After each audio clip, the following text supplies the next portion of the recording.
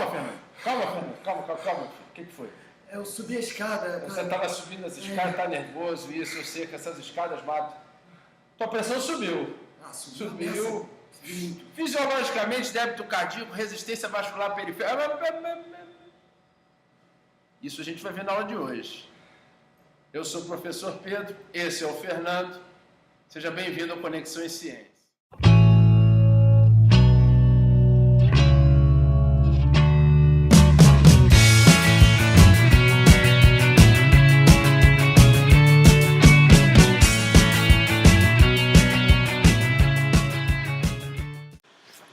Muito bem, meus amados alunos, meus sugadores de conhecimento farmacológicos, ansiosos por mais essa aula. Somos quase terminando esse período, tá? Hoje a gente vai falar de hipertensão arterial sistêmica, comentar brevemente a fisiopatologia e vamos focar brevemente nas classes dos fármacos que tratam essa hipertensão. O que é a hipertensão e por que ela é importante, tá? Muito bem, hipertensão arterial sistêmica, ela é considerada uma doença cardiovascular crônica. Isso é o primeiro ponto. E ela é a mais comum, tá? Que passa a ser direto ou indiretamente responsável por eventos cerebrovasculares, cardíacos, renais, tá certo? E que pode ser prevenido, até de forma precoce, e adequadamente tratada, ok? Então isso é importante, tá? Tem diversas classificações, que a gente tem, algumas classificações, melhor dizendo, dos subtipos de hipertensão em adultos, tá? Quando a gente leva a classificação dos adultos, nós temos aqui uma classificação clássica que diz que os normotensos são os indivíduos que têm pressão sistólica abaixo de 120 milímetros de mercúrio e pressão diastólica abaixo de 80. Então assim vai, para a hipertensão de 120 a 139 de sistólica, 80 a 89 de diastólica, hipertensão estágio 1, 140 a 159 de sistólica, 90 a 99 de diastólica, hipertensão estágio 2, maior ou igual a 160 e maior ou igual a 100. Está errado aqui, tá? Muito bem, mas temos outras classificações. Classificações acima de 18 anos, aqui já considerando os indivíduos mais jovens também. Então, aí já entram outras subclassificações, normal limítrofe, estágio 1, estágio 2, estágio 3 de hipertensão. E uma que é importante, que não estava no quadro anterior, que é a hipertensão sistólica isolada, que é classificada com níveis de sistólica acima de 140, igual ou acima de 140, e de diastólica menor que 90. Tá certo? Então isso é importante, fundamental a gente ter na nossa cabecinha. Muito bem. A prevalência é muito... ela não é baixa. Ela no Brasil, os últimos relatos constam de prevalência de até 30% nos adultos. Tá? É proporcional à idade. Os mais de 60 anos chegam a ter cerca de 65% da população acima de 60 anos com hipertensão. Tá? O que mais é importante? Ela tem que levar em consideração alguns parâmetros, tá? Importantes. Por exemplo, a obesidade impulsiona. Então, tem parâmetros que são importantes. Deixa eu passar aqui, ó, são os fatores de risco. Então, por exemplo, os indivíduos afrodescendentes, por característica genética, eles têm maior... é mais comum e mais grave a hipertensão neles do que nos brancos. Tá certo? Então a genética tem um caráter importante. Indivíduos que têm pai e mãe hipertensos têm maior chance de serem hipertensos. Tá? Obesos. A obesidade e alterações de vida, sedentarismo, tipos de alimentação, tá certo? São importantes parâmetros para a gente avaliar o risco de ser hipertenso. Consumo de bebida alcoólica, fumo. Quando eu falo de alimentação, logicamente que eu tenho que relacionar o uso de sal na comida, o sódio vai ser importante, tá? E nos indivíduos diabéticos. Tá? Isso também é importante, são fatores de risco. Esses são os principais fatores de risco. Muito bem. Eu coloco sempre esse quadro porque ele é um resumo. Tá? Um resumo de quê? A gente tem que levar em consideração alguns parâmetros quando a gente fala de pressão. O que é pressão arterial fisiologicamente falando? Pressão arterial é o resultado do débito cardíaco pela resistência vascular periférica. Então, o trabalho do coração, tá? Esse débito cardíaco vai estar relacionado com a fração ejetável de sangue, o volume de sangue ejetado, vezes a frequência cardíaca. Então, quantas vezes o coração faz isso? Então, vamos lá. PA é igual ao débito cardíaco pela resistência vascular periférica. Vamos lá, vamos avaliar por aqui. Então, o aumento do débito ou da resistência é um fator importante? Sim. Mas como é que é avaliado isso? Por exemplo, os indivíduos que têm hipertensão arterial, eles têm ou o débito cardíaco elevado, ou a resistência vascular periférica elevada, ou os dois. Tá? Então, os estudos têm mostrado que a maioria dos hipertensos com mais de 40 anos, eles podem ter, por exemplo, o débito cardíaco elevado, a resistência vascular elevada, ou os dois. Agora, o que é importante? Que nesses indivíduos, principalmente com mais de 40 anos, normalmente o débito cardíaco está normal e a resistência vascular periférica está elevada. Então, vou repetir que isso é uma coisa importante de se lembrar. Nesses indivíduos com mais de 40 anos, vai acontecer, na grande maioria dos casos, quando eles são hipertensos, de o débito cardíaco estar normal e a resistência vascular periférica elevada. O que isso, a princípio, de uma forma muito simplista, pode nos levar a concluir? Pode nos levar que o evento primário na patogênese da hipertensão arterial é ter aumento da resistência e não do débito. Tá certo?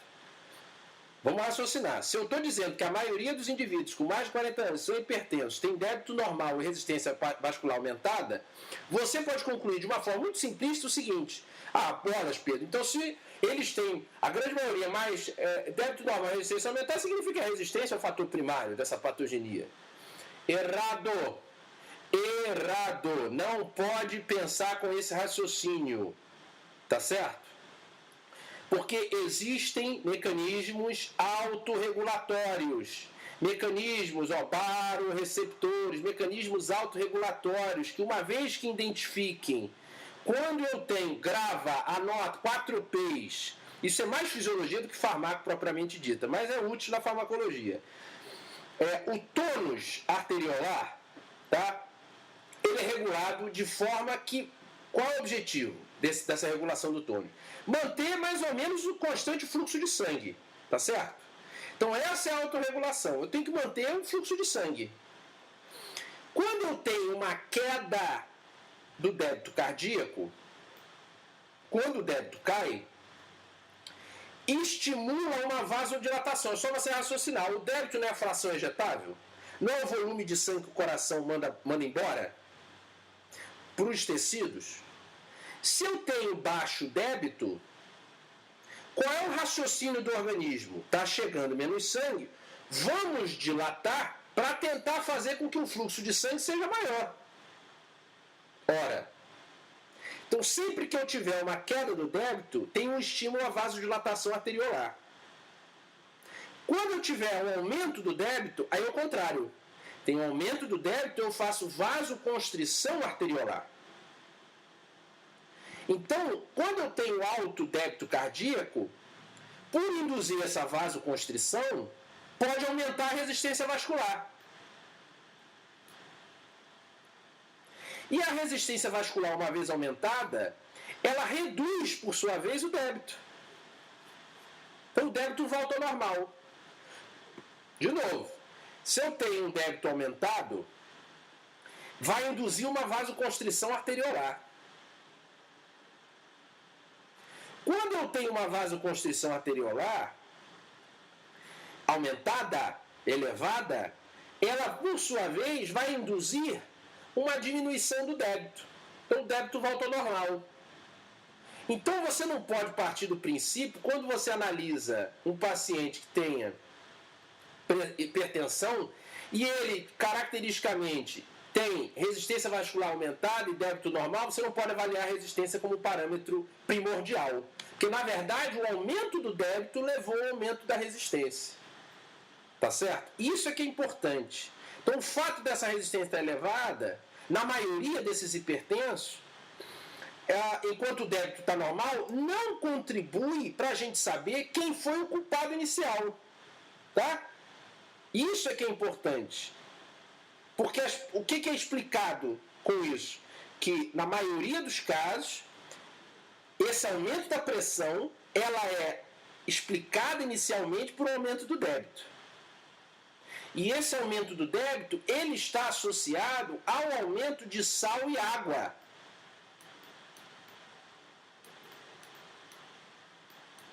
Está aqui, ó. É só o raciocínio da figura.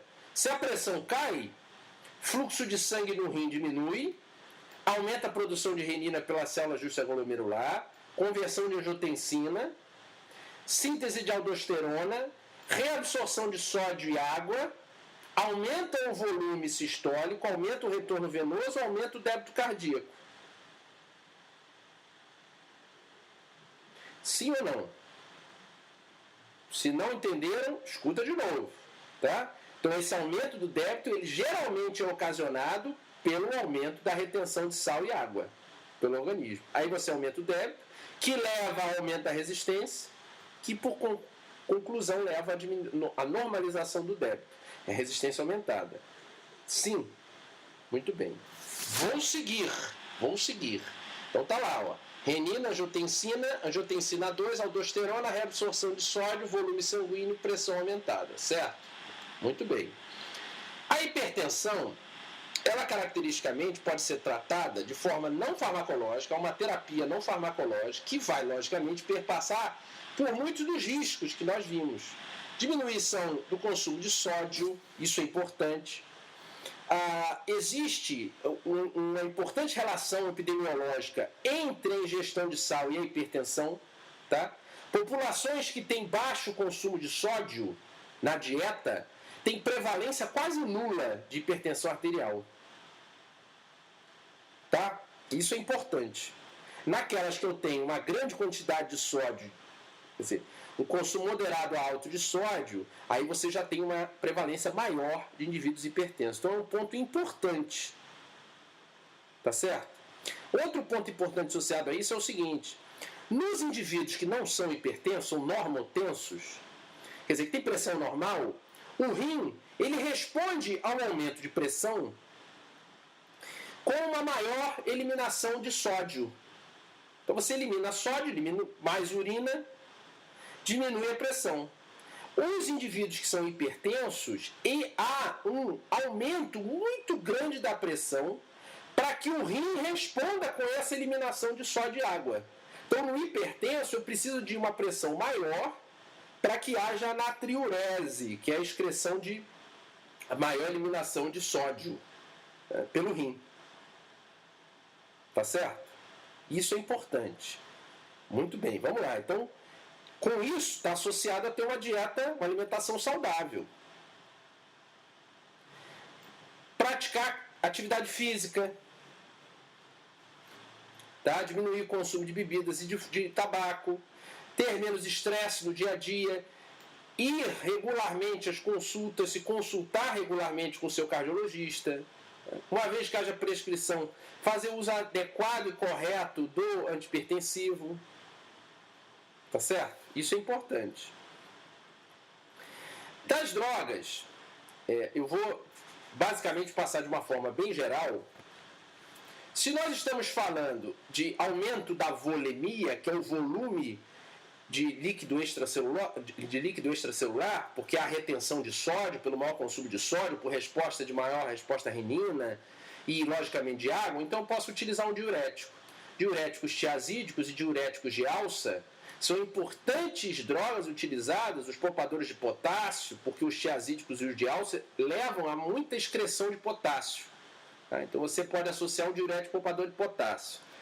Os tiazídicos e de alça, eles geralmente não são usados em monoterapia, porque não os diuréticos em monoterapia, eles têm menor eficácia. Normalmente eles são associados, por exemplo, com beta-adrenérgico, antagonista beta-adrenérgico. Atenolol, por exemplo, junto com hidroclorotiazida, forma o Angipress, uma das drogas mais utilizadas. Tá?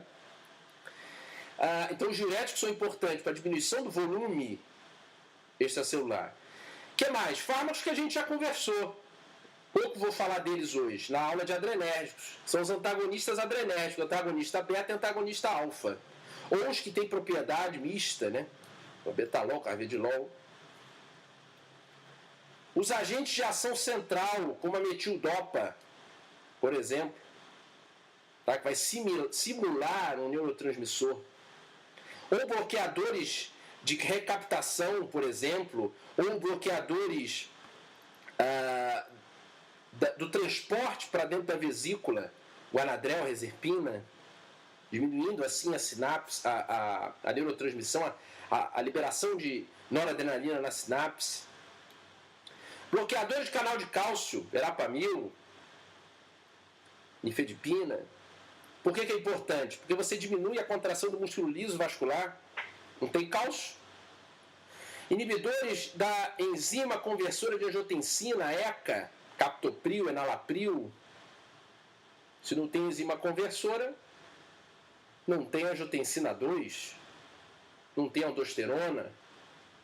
Ou antagonistas do receptor de angiotensina 2, losartana, candesartana.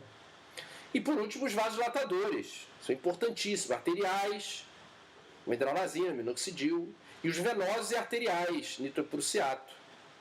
Tá? Dos agentes centrais, eu destaco a metildopa, a alfa-metildopa, que vai ser importante como um análogo. Ela vai ser transformada. Lembra lá da cascata, tirosina, dopa, dopamina, noradrenalina, adrenalina. Não é a cascata de síntese? Se não lembra, assiste a aula de novo de adrenérgico. Então a alfa-metildopa vai ser convertida a alfa-metil-noradrenalina. Ela vai impedir que a adrenalina seja armazenada, ela vai ser armazenada, e uma vez que a vesícula se fundir, quem vai ser liberada é ela. Só que ela, quando interage com os receptores, não exerce efeito. Então diminui o efeito adrenérgico. Tá? Importante. Clonidina é agonista alfa-2. Alfa-2 central. Então, lembra, alfa-2 é um autorreceptor. Olha aqui, ó.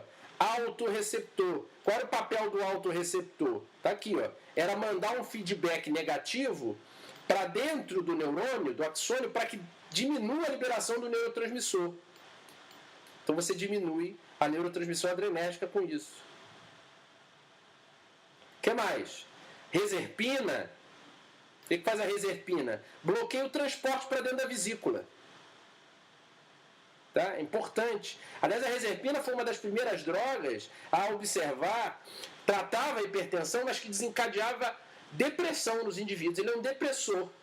Por quê? Impede a liberação de noradrenalina e serotonina, que depois veio entrar na teoria monaminética. É só assistir a aula de antidepressivos. Tá certo? Guanetidina. Interfere com a liberação de aminas das vesículas. Tá certo? Bloqueadores adrenérgicos, não vou falar muito, porque é só vocês assistirem as aulas de adrenérgico. Os antagonistas beta são as principais drogas no tratamento da hipertensão, tá?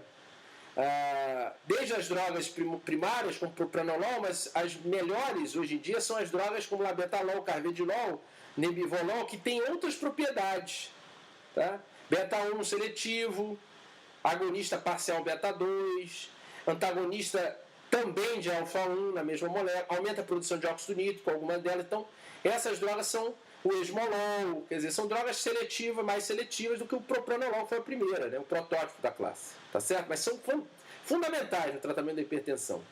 Os bloqueadores alfa, eles são interessantes porque o que acontece com a adrenalina quando se liga a alfa-1?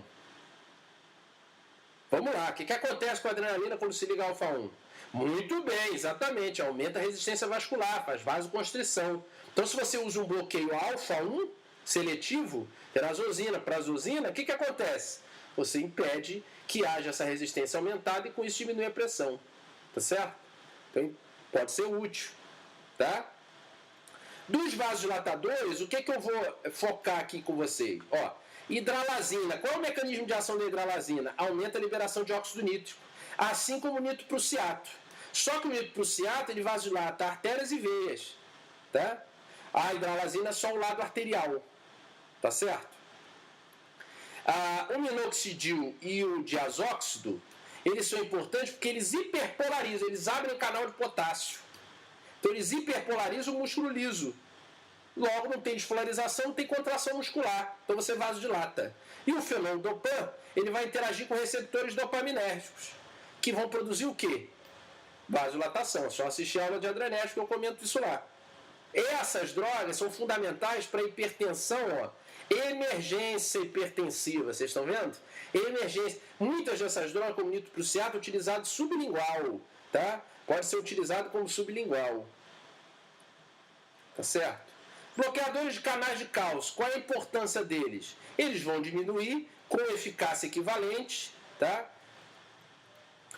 Eles vão produzir um bloqueio dos canais de cálcio, diminuindo o influxo de cálcio, relaxamento do músculo, vasodilatação. Tá? Porque diminui a resistência vascular periférica. Tá certo? Então, importantes drogas utilizadas na hipertensão arterial. Inibidores de enzima conversora. O que é importante lembrar? Inibidores de enzima conversora. Ó, a peptidildipeptidase, a nossa amiga e para os íntimos apelidada de ECA, enzima conversora de angiotensina, o que ela faz? Ela converte angiotensina 1 em angiotensina 2. E ela inativa a bradicinina. E daí que inativa a bradicinina? A bradicinina ela é um vasodilatador. Ela aumenta a liberação de óxido nítrico, provocando vasodilatação. Quando você inativa ela, diminui a vasodilatação, aumenta a resistência. Quando eu utilizo drogas como captopril, enalapril, inibe a peptidildipeptidase, a ECA, são os inibidores de ECA, os IECA, diminuem a conversão, inibem a conversão para angiotensina 2, não tem aldosterona, não tem reabsorção de sódio e água, e não tem inativação de bradicinina, que é característica do principal efeito adverso dessas drogas, que é a tosse. Tá certo? São profármacos, essas drogas são profármacos. Por último, os antagonistas de receptores de angiotensina 2. O que é importante dessas drogas? Losartan, candesartan, valsartan são drogas que inibem o receptor AT1 de angiotensina 2. Então elas relaxam o músculo liso vascular, aumentam a excreção renal de sal e água e reduzem o volume plasmático, e são drogas excelentes, são conhecidas como BRA. Tá? O apelido dessas drogas são BRA. Bloqueadores de receptor de angiotensina. São drogas que são muito utilizadas no lugar dos inibidores de ECA quando há a necessidade de trocar a classe por efeitos adversos. Por exemplo, indivíduos afrodescendentes que não respondem aos inibidores de enzima conversora, tá certo? Então eles inibem, os inibidores do receptor AT1 inibem os efeitos da angiotensina 2 sobre o receptor AT1, que aumenta a liberação de aldosterona, reabsorção tubular, renal, atividade simpática, aumenta a frequência cardíaca. Então isso tudo aqui é anulado. Sim ou não, senhores? E aí, Fernando? Agora com os antihipertensivos, Bem mais calmo. bem mais calmo. Então, é isso. Se vocês gostaram da aula, façam como o Fernando, tá? Se acalma, fiquem tranquilos, não é isso? É isso aí. Repasse aos seus colegas e nos vemos no próximo vídeo. Valeu, gente. Obrigado. Ó, beijo do Mago. Beijo. Voice